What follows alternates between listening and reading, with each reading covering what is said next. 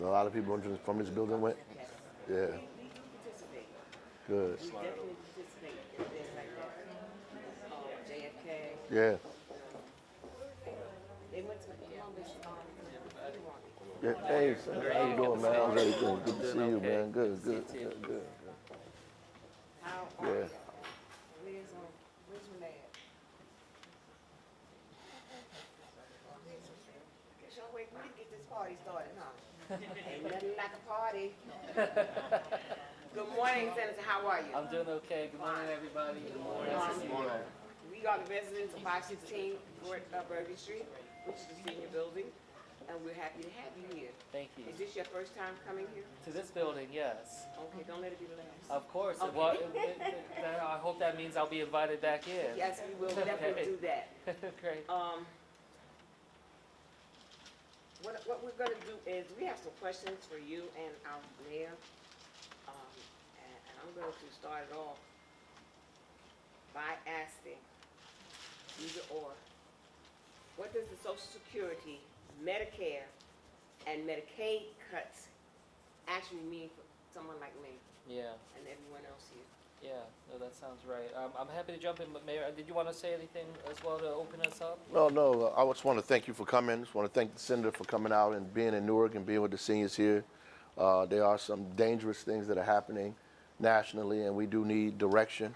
And we need to work together, the municipality and the federal government, to make sure we're protecting the residents of this city and the state. So I'm glad that you've chosen to come here, and you're absolutely right. There are over 2 million New Jerseyans that are going to be affected by cuts, that could possibly be affected by these cuts. Yeah. And many disproportionately that, speaks to folks in our city, like in Newark, particularly people in this building. Yeah, that's absolutely right. Well, happy to answer that question, but just to start, I just want to say thank you again. I'm Andy Kim. I haven't had the chance to meet many of you, but I hope to be able to come around a lot more often and be able to get to know you all and understand the different concerns that you have.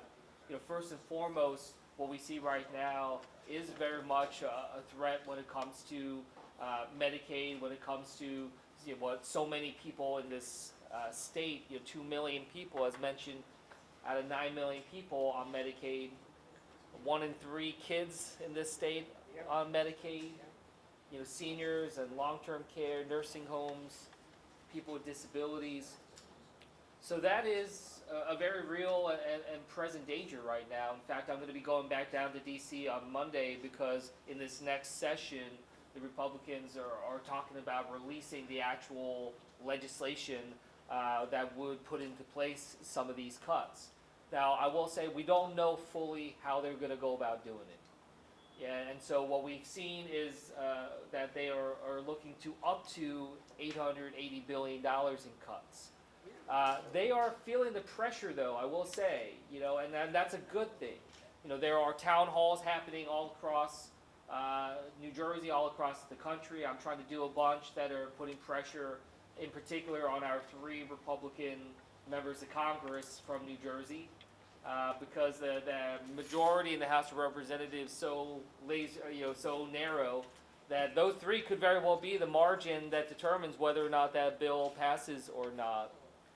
But the Republicans are feeling pressure right now. They are hearing from people with disabilities, seniors, and others, and they're hearing that it's people in red states and Republican areas also are on Medicaid. They also are needing this kind of support and care. So that is something that I think is really important. And if people here in this room, if you are utilizing Medicaid, it's important for me to hear from you what services you get, how important it is for you. What I'll say writ large in terms of Medicare and Social Security, at this point we're not seeing the same type of attack upon those 2 as we are seeing on Medicaid right now, but there's going to be impacts. First and foremost, what we are seeing on Social Security are efforts to try to close Social Security offices, reduce services in terms of phone call, ability to call in and be able to hear from somebody and talk to them about trying to address if you're having trouble getting Social Security payment or this thing or that. we can't have a situation where seniors aren't able to get in front of people either in person or on the phone to be able to remedy that. The other things that we're seeing, for instance, is also, I talked with some hospital directors here in New Jersey, and they're saying, look, if there are severe cuts to Medicaid, which is, a substantial portion of how they get reimbursed for the care that they provide, they're saying these hospitals could very well close. So that is something that affects all of us. So this is why it's important for us to see, it's not just about the 2 million people in New Jersey that are on Medicaid, it's about our entire system. And if there are major cuts and straining our system, where already we know that we don't have the healthcare system that we deserve in this country. We have a broken, fractured system where people fall between the cracks. My father's someone who had a fall last year, and he's on Medicare, but he was on Medicare Advantage, and they weren't going to give him the kind of rehab treatment he needed. So they specifically said, they weren't going to fulfill what the doctor said he needed in terms of rehab. So we had to try to move things around and whatnot. So we already see we have a broken system when it comes to healthcare.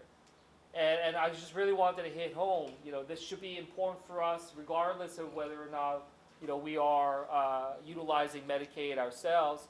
First of all, it's the right thing to do to make sure that those that need the care the most get the care.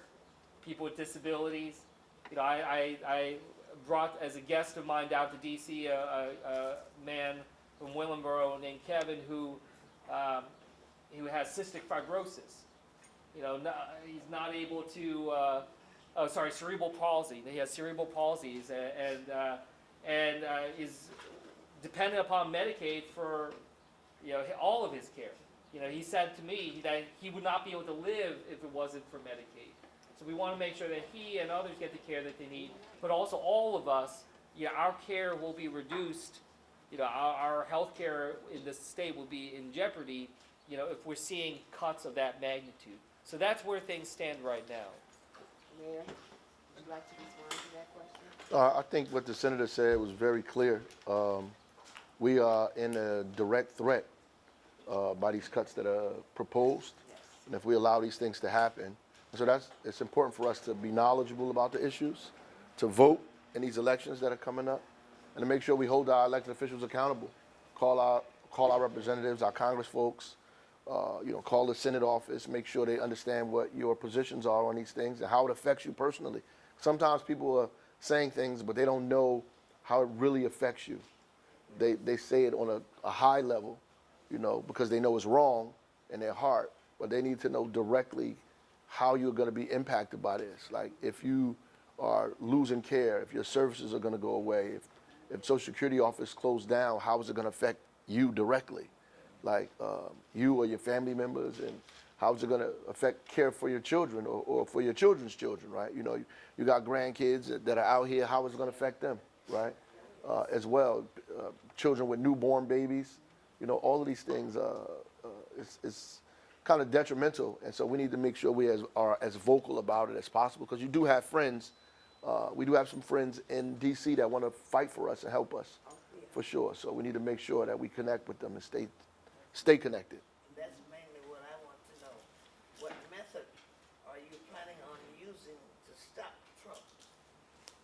Yeah. No, look, I mean, that's important. So right now, I don't want to go too into the weeds on the legislation, but the kind of legislation that they're using, they just need a simple majority. And right now we have a Republican-controlled House of Representatives and a Republican-controlled Senate. So it's dangerous in that way. But what I try to look back upon, you might remember in 2017, the Republicans had the same thing. They had Trump in the White House, they controlled the House and the Senate, and they were trying to gut the Affordable Care Act. They had legislation directly before to try to gut the Affordable Care Act. In fact, they passed it through the House of Representatives. But what we saw at that point was, again, people showing up at town halls all over the country, people making phone calls, people speaking out to the press about how the Affordable Care Act saved their lives, gave them better health care, things of that nature.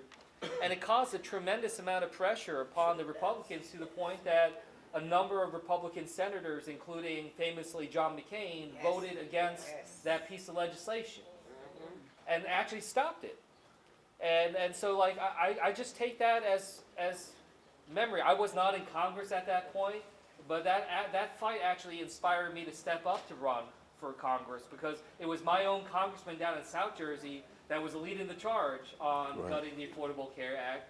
In fact, he's the guy that came up with the idea of cutting protections for people with pre-existing conditions.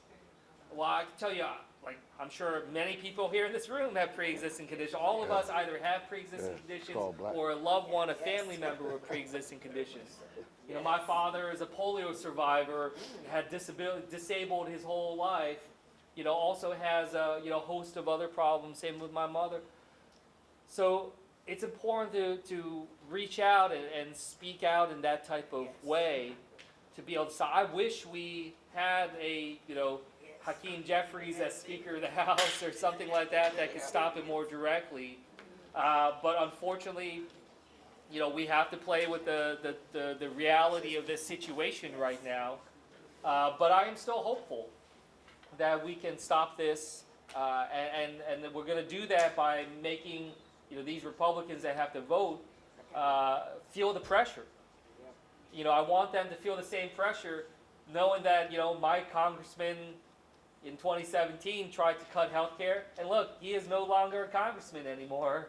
I took his place. And those are the types of things that are going to put pressure on them to try to feel it. That's a question that was the next question for you.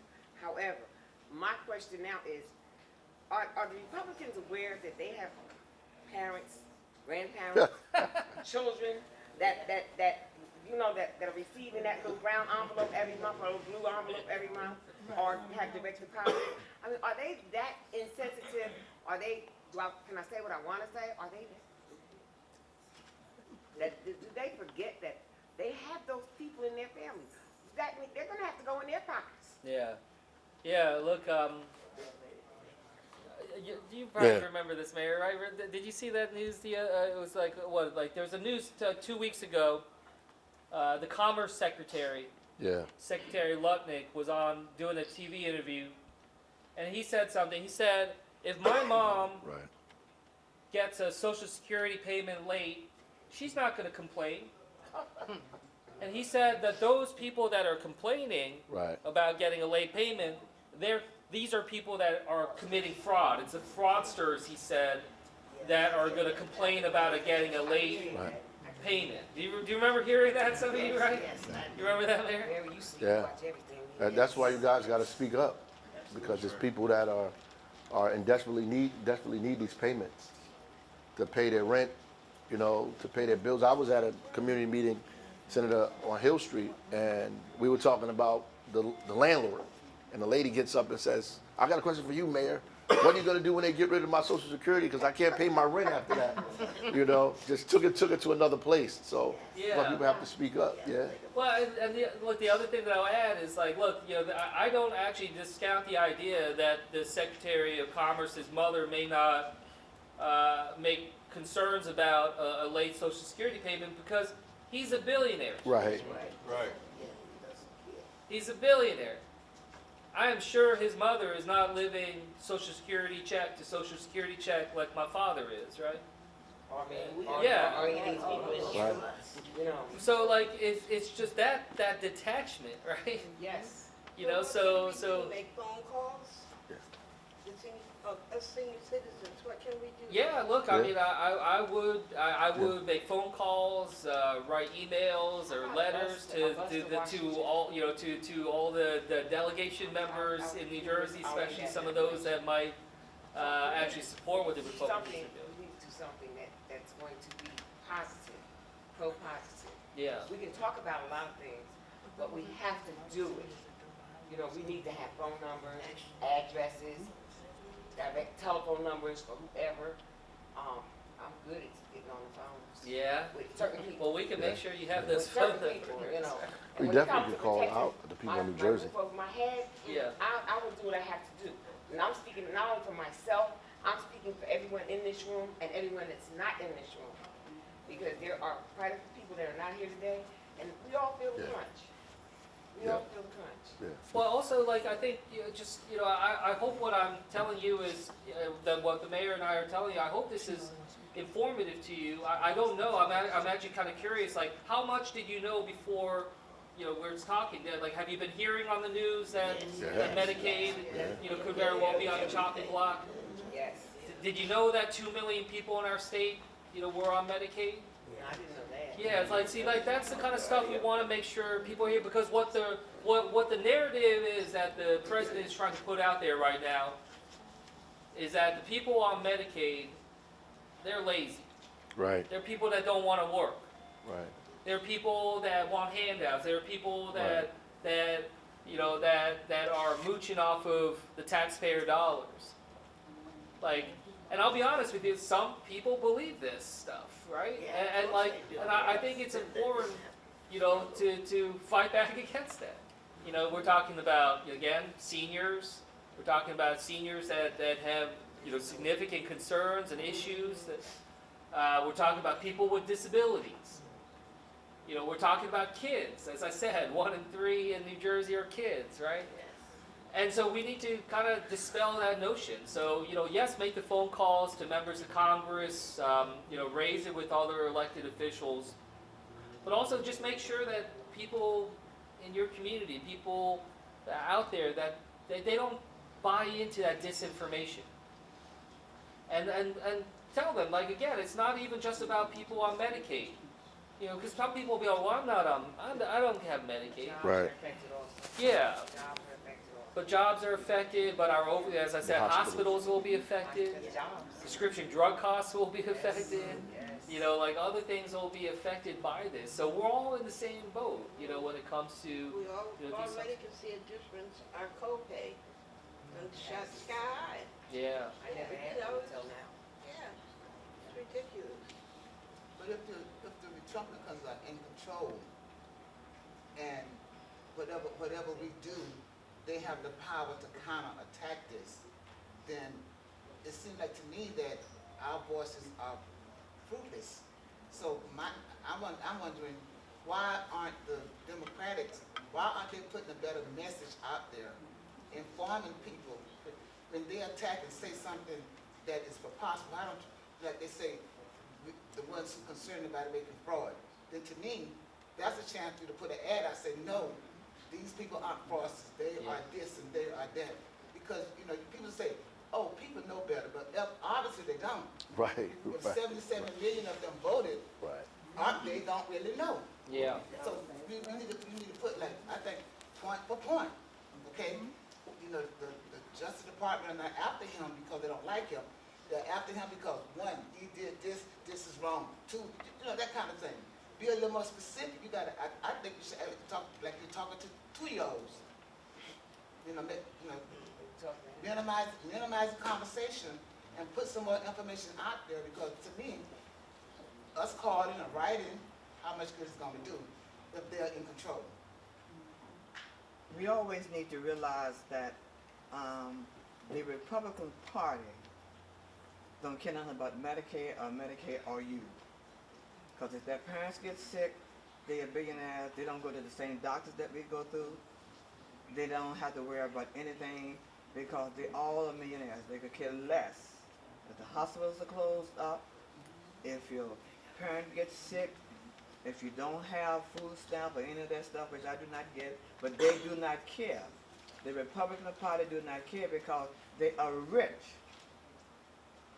and getting richer. But that's all right. There's coming a day. God got it in control. Yeah. In the meantime, we better work. My Well, grandmother's I will 90. just say one thing on that front. Like, I think the Republican leadership, especially the Trump administration, they are rich. I mean, this is a billionaire cabinet. But when you think through how the Republican Party's been reaching out to working families and to others, and again, spreading disinformation about, who's best supporting those Right. families. But like we were talking about, there are families that are struggling on their economic means that did support President Trump and the Republicans, and that's a reality that we have to confront. And they're the ones that need to hear You know, why is it? So I think that's a good point you raised. It's not just that they are trying to gut billions of dollars, potentially billions of dollars from Medicaid. The question is, well, why are they doing this? And that's where you have to follow the money. It's not just that they're trying to reduce the deficit by $880 billion. That's not what they're trying to do. In fact, they're not trying to reduce the deficit at all. No. In fact, they're going to take that money Right. and put it straight into tax cuts for Elon Musk and the billionaires in this country, right? You know, so like that's what is important. It's not just that they're doing the cuts, which would be terrible already. It's that they want to do that, and for what purpose? It's to, you know, give money back to people that are so rich that they have, you know, their own rocket ships to outer space. Right.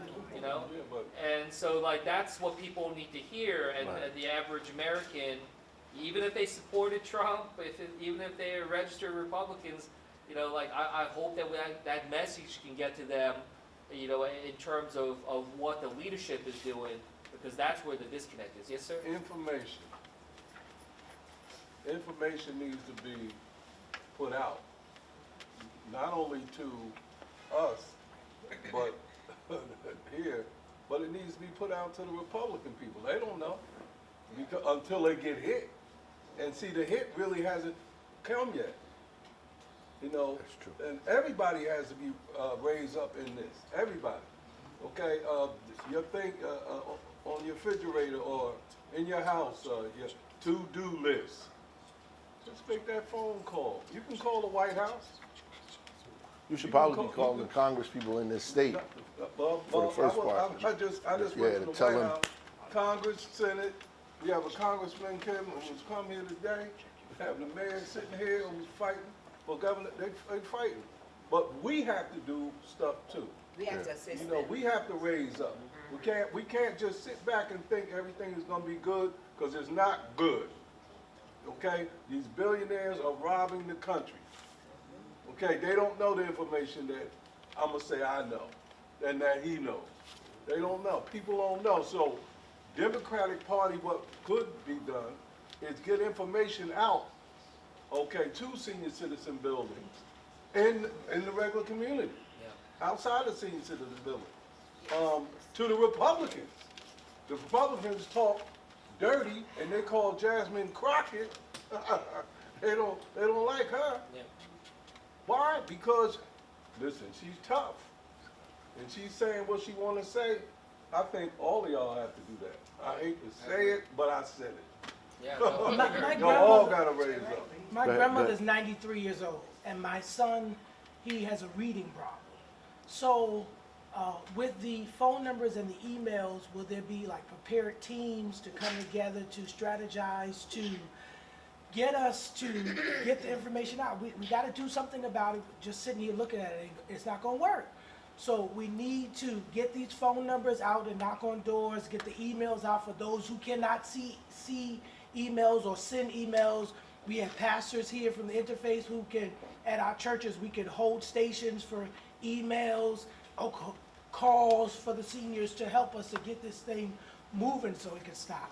Yeah. No, you're right, and I think what you said there makes a lot of sense too. You know, making sure that we're getting this message out through church communities, getting businesses engaged. Because look, I mean, you might have you remember we were watching, Trump raising the tariffs, raising the prices on so many things. Correct. He had crazy levels of tariffs, and Right. and he actually backed down from a lot of those. There still are too much there. But he did back down because of pressure, especially from the business community, right? So like those are things where we're trying to get these big hospitals, and I'll be honest, like the hospitals that I talked to in New Jersey, they're worried about closing down. But look, so are the rural hospitals in red Republican states, Right. and I'm trying to get them to speak out as well. Yeah. Yeah. Yes. Well, there's a gentleman in the back there. Yeah. Just want to know, are you going to endorse Mayor Ras J? Oh my God. The governor, on the state level? Look, I have a lot of respect for Raz. you know, I'll be honest with you. I don't feel like it's my place to come out with a formal endorsement Right. for this primary. Right. You know, I went through a weird situation with my own primary last year for my Senate race, and I think we've had a lot of situations in the past where, you know, where a handful of people, powerful political people in the state, try to dictate where things go and whatnot. I think the people should decide. Right. So you know, so that. But like, look, We've already decided. what's that? We've already decided. Yeah. Look, and that's a big part. Decision to run. You know, that's a big part of what New Jersey plays a role on. So, you know, without getting into the candidate specific, what I will say is that we are one of only 2 states in the country right now that has a statewide governor's race this year. I have colleagues of mine from all over, all different parts of the country in the Senate that come to me, and they're just like, what's happening in New Jersey? Like, what's the vibe like? Like, people are looking to New Jersey Right. to try to figure out, like, what's the mood and the atmosphere.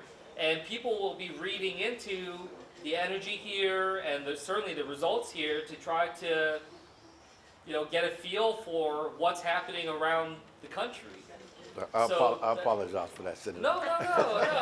Look, I totally understand it. I totally understand it. And look, a reporter asked me the other day, like, what do I think of the primary? And I said, like, look, I'm really happy that we have an actual primary Yeah. this time around, because like it hasn't always been the case in the past. And you know, I think the mayor's put together a great campaign, going all over the state, getting his message out. And we'll see what the people decide. But you know, I'm proud that we have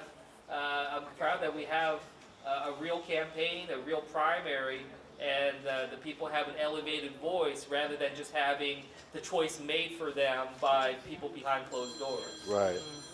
Yeah. I have a quick question. A lot of times we have town hall meetings like this. We get in the room and we talk about what we're going to do. Yeah. It's just like in church, you know, you praise God while you're in church, but then when reality comes outside, it seems like your faith falls. I'm saying, I'm voting for the mayor. We need a change. The same way they had a bold voice for the president to be where he is. Yeah. I think we need a bold voice that stands for the people. The mayor has been standing for the people. I know the mayor, I know his father, I know his brother, he works for the people. And one thing I liked about the mayor when he first got elected, he said when he becomes mayor, we became mayor. So right now, I'm saying for everybody in this room, if you're the mayor, we need to get the mayor to be the governor. So when he becomes the governor, we become the governor, which would be a powerful force. Look, I appreciate y'all, man, but let's I appreciate y'all. Thank you. I But don't mind let's people stick raising what they're let's stick- saying, but yeah. You're just getting embarrassed because Yeah, I am, they're like, complimenting you. We'll remember to invite you back when we have our meet and greet with the mayor on that. That's no problem. Okay? I'm always available. I'm gonna always make available. sure that you're right here with us, I'm all right? always 'Cause available. we're planning that, Okay. okay? My question is that what can the Congress do to bring all this information to the people's level? For example, if there's a poster that is being pitched on some areas, or the local television or the radio can continue to be knocking at this information so that it will get to the level of the people to say, okay, this is what we do not want. Yeah. The social security is going to be gone, the Medicaid, Medicare, and everything is going to be gone. And where are we going to? What are we going to do when all these things is gone? The hospitals are going to be closing down. Whatever institution that are caring for the elderly, when they are closed, where are we going? So we need some information that will be getting to the masses, to the lower level. What can the Congress or the Senate or whatever that can they do to bring this information to the level of the people? I'll talk about it on the federal level, but Mayor, what are your thoughts? I mean, see, like, Yeah. you know, like I work down at the Capitol. Mayor is the one that's, you know, he's where the rubber hits the road here. like, what do you think are the best ways to be able to get information out to people? Is you're talking to them, you understand where they're kind of getting their information from. Well, I think town halls like this are important, that we need to do more of these, but we also should be able, the same way we run a campaign, we have to run a campaign against these people, right? So we run campaigns usually to get ourselves elected, but we have to come up with a collective campaign to engage people to be against the stuff that's happening, so they can get constant messages, like our lady over there said. You know what I mean? The Queen told us we need to put out information that counters the stuff that they're saying, but organizing people. And I think Democrats as a whole, locally, we should be doing that, and nationally, we should be doing it at the same time, trying to get people to understand what's going on. Because people don't. People's out of confusion and fear. There's a lot of confusion, a lot of fear, right? So when I'm talking to people, they like what's happening here, they completely disregard what we're talking about and go right to that. We're talking about local issues that people have in their buildings. They skip all of that and go right to, what about my Medicaid? What about my Social Security? What about this? What about my SNAP benefits? Yep. Right? And so we have to get them some information because folks are scared to death. That's just real. They're definitely scared. So, for example, some of the people that voted for Trump, they do not know what he stand by. Some knew what he stand by, but they do not understand it. So some people, most of the people voted for him, today they are regretting. They know that. If you get the information to them, right? Yeah, but Yeah, you got if the this information information gets to the local level, as the mayor have said, if you get to the local level, people will know what they intend to do. That by casting their vote, they know what they are casting their vote for. So we need to get this information to the level of the people. Yeah, and that's why it's important for people to hear from not just people like the mayor and me, right? Because I'll be honest with you, like if I say something about the president and his decisions, there's going to be a good chunk of the country that's just like, oh, well, he's just saying that because Yeah. he's a politician or Right. he's a Democrat, Right. right? But that's why it's important to have, faith leaders and churches and religious leaders step up, business leaders step up, people that are, coming at it from a different direction, for regular people to step up and say, this isn't about politics. Because I can certainly say that, and I hope people believe me, but there's, a lot, I don't have to tell you, there's a lot of cynicism about politics. There's a lot of distrust. Like, we live in the time of the greatest amount of distrust in government in modern American history, That's right. So, that's why your voices are so important, because it carries, greater credibility, frankly, than sometimes the politicians do. Yes, sir. Senator, my dear friend here tied into something that I want to talk about. I consider you a maverick in certain instances because you don't want to change the ballot here in New Jersey. But there seems to be a group of people that are looking out to 2026 that are practicing ageism and what they want to do to change how we do the primaries. How can we try to bring, and it's young people, how can we try to bring these young people back in?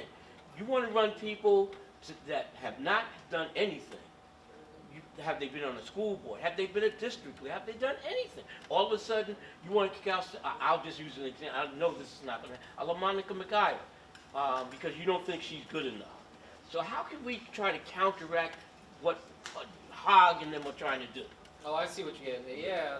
I mean, look, I don't fully know what he's trying to do, but, look, what I'll say is it's important for us to try to get people engaged in public service, build up that experience in different ways. But we also have to fundamentally get to a place where we can try to restore trust in government and public service.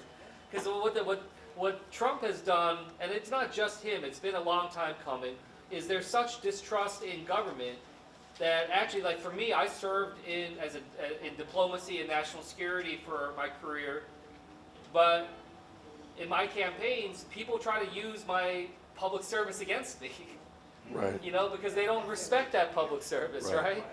And so, that's why you'll get people like Trump being like, oh, I can be president because I've never been, that not being in government, not having that experience can be seen as asset. I don't discount that business experience is invaluable. It can certainly be helpful in different ways.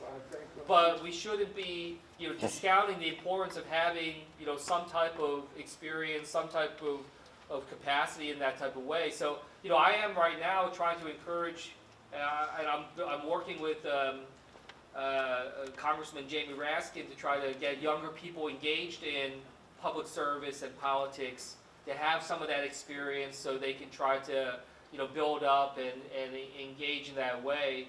What I'll also say is, look, like, I don't think people should be going after elected officials solely based off of their age. Right. But I do think we need to make sure that people feel a sense of accountability and a sense of purpose for what they're doing. And they should be connected in with their constituents. And if that's so, then they will be successful. They will continue to serve. But they should not get apathetic. I say that as someone who, I first started to run for Congress when I was 34. And I had people tell me, you're just too young to do this. It's not your turn. And I just want to say, like, again, I don't think we should be trying to go after people solely for age, and that's not how I ran. But, like, I do think it's important to have variety of voices. I'm right now one of the youngest senators in the U.S. Senate. I have colleagues of mine twice my age. I don't discount their capabilities in that way, but I hope they don't discount the value that I can bring, because I think it's important to have the voice of young parents in the U.S. Senate. I got a 7-year-old and a 9-year-old. I can talk directly about my concerns of being a young dad. Being a young dad of 2 kids under the age of 10 while having a father who is having cognitive decline and early stage dementia, and the challenges that I'm having being part of a sandwich generation. Like, I think that's an important voice to have. Absolutely. But I have people tell me in New Jersey, it's not my time to be in the U.S. Senate. Right. So, like, I just kind of throw that out there. I understand what you're getting at, and, I agree with large parts of it. But I also just want to say, like, I will never take for granted my role, and I always want to make sure that I'm trying to prove and show what I'm doing to work for the people of New Jersey. I didn't need a county line ballot system to protect me as an incumbent. What'll protect me if I seek re-election is my work and my service to this state. Right. Yeah. Right. Right. Absolutely. Absolutely correct. Absolutely. Okay, we know that the administration is targeting the Department of Education, and recently they also attacked Head Start. So my question is, how will that cut affect the state of New Jersey? Particularly, our money here to educate our children. All of us have grandchildren, those some of us in school, and I think the Head Start is important. They have actually attacked that. So, would you see that affecting Newark, New Jersey, and what is your attack? What is your approach to that? Well, they already sent letters to the state asking these people to recertify for funds, whether they have diversity, equity, and inclusion, the courses, and all this other kind of stuff. New Jersey already responded saying they're not listening to that, or they're going to continue to do what they've been doing. I mean, they haven't really taken significant amounts of money yet, but I think the threat is there, and we need to be prepared for it. Absolutely, on the state side, we need to be prepared for it. But we need folks like our senator and the Congress down there to push back and fight against this stuff, and our Attorney General to sue if this happens, because we think this is a violation of people's constitutional rights. To taking our money simply because we believe a certain thing, or we practice a certain thing, or we look a certain way. They can't take money from educating our children as a result of that, right? That's the reason why we have these laws in the first place. Why Head Start and Title I and all those other things exist in the first place, to combat discrimination and inequity. So we have to push back with the AG, and I think the senator's voice, we can definitely count on him as a friend down in the U.S. Senate fighting on our behalf, and that's important for us, to make sure that we know that there are people that are there fighting for us when we're not there. But uniting around that, we need our folks to unite.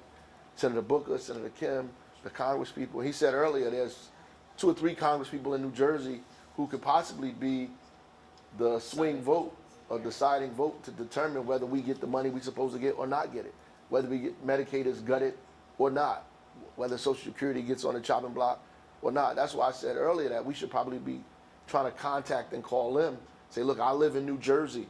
You know, the same stories you told us, you need to tell them. Say, this is what's going to happen to my family if you do this. You know, we know who you are. You know what I mean? So you can't do this to us, right? Elections are coming up, and that's the reality. I know we're running out of time too, so Will it be we got to physical wrap it paper? up. Huh? Will it be physical paper that we can get out to the community with the emails and the numbers? We can provide. I'll get my office to coordinate and provide that. Yep, that information Yeah, we can work to with the everybody. mayor, Yep, we'll see we'll what provide. best. We certainly have a lot of that in email and things like that, or text that can go around to people, Yeah. but yeah, we can certainly try to print some of that out and make sure we can Yep. spread it around. One But thing like again, like just making sure that you're kind of getting that information out there, because if you ask your average American, do you think maybe we can make the government a little smaller or cut a little of the spending? Your average American's probably be like, oh yeah, that sounds reasonable. But when you actually tell them, well, here's what's going to be cut then. Right. Like Head Start Yeah. SNAP benefits. holds SNAP. enormously well. Like people understand the value of programs like Head Start, especially when it comes to kids, right? Yes. And some people will try to say, oh, that's just for parents who are too lazy and they don't want Right. to work and Right. pay for childcare. No, in fact, this is a program that's not only good for kids, don't punish the kids in any right, but also programs like that actually give space for the parents to go get a job. It's exactly what we want, is we want to provide that kind of support in that kind of capacity. And so yes, I'm going all over the state, including in these Republican areas and counties, and raising up. I was at a Head Start program in Morris County and elsewhere, and I think it's important again to really show exactly what's on the chopping block. But Head Start is literally on the chopping block this week. It could be at any given day that we see a major problem. And please follow me and the mayor on social media and other things, because you'll hear the alerts from us, and we'll try to get that out in other forms, not just social media but other ways.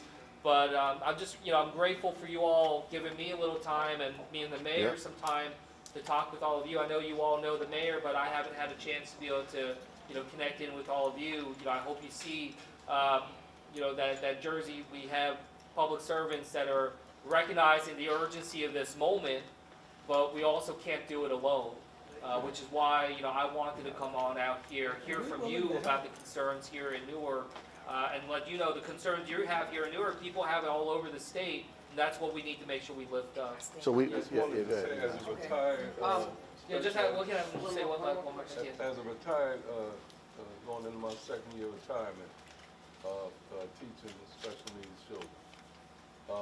I don't think that that when we say put out information, when I said that earlier, I don't even think a lot of their parents, I don't think that they know. We talking about the smaller children and the food and et cetera, but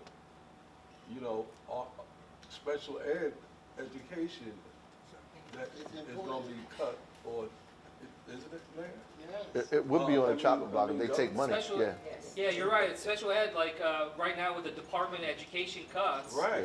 They're talking about potential things that would damage a program called IDEA, Right. which is the special education funding. IDEA, right. And they're saying, maybe we'll get rid of that in Department Ed, move it over to Health and Human Services. But I don't think there's Right. a single person that thinks that RFK Jr. is going to be somebody who's looking out for kids with disabilities in Right, this country right. right now. Nobody. There's a certain program with the insurance, what allows you to take care of your utilities and things with the health insurance. And a lot of us is using those resources from the health insurance to maintain our personal lives. Yeah. So it's important. Yeah. That's through Medicaid. Yeah. Right. So Very let's thank the senator for coming out, please. We appreciate him for being here. Thank you. Thank you.